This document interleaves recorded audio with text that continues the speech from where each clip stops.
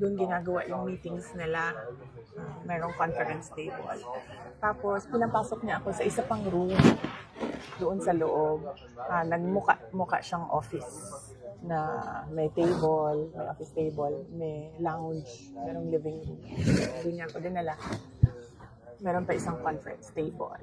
So, tinanong pa nga niya ako hindi ka pa nakapasok dito? Sabi ko, hindi.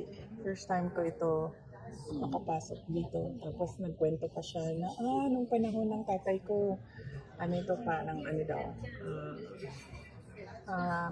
kung saan nag-gather ang mga tao. Tapos, gusto niya daw yung view na yon doon, kaya ginawa niyang office. Sabi ko, okay.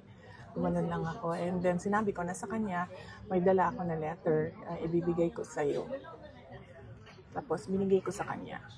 And then, nung binasa na niya, ang sabi niya, why? Tanong siya sa akin, bakit?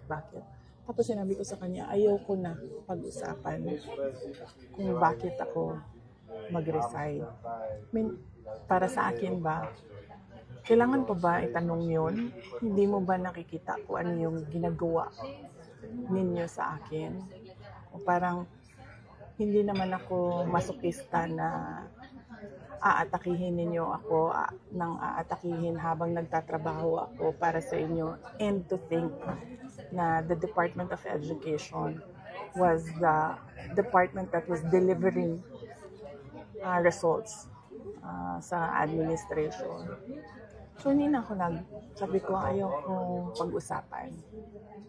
And then sabi niya, he tried to ask me to stay. Tapos sabi ko, ayoko na.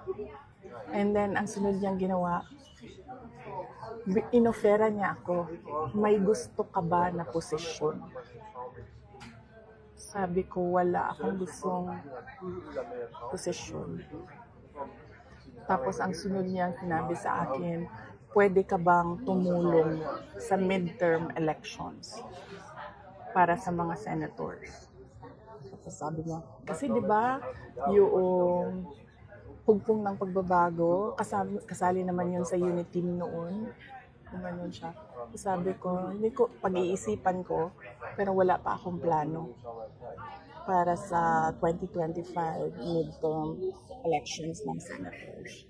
So, clearly, lahat ng attempts niya to make me reconsider my resignation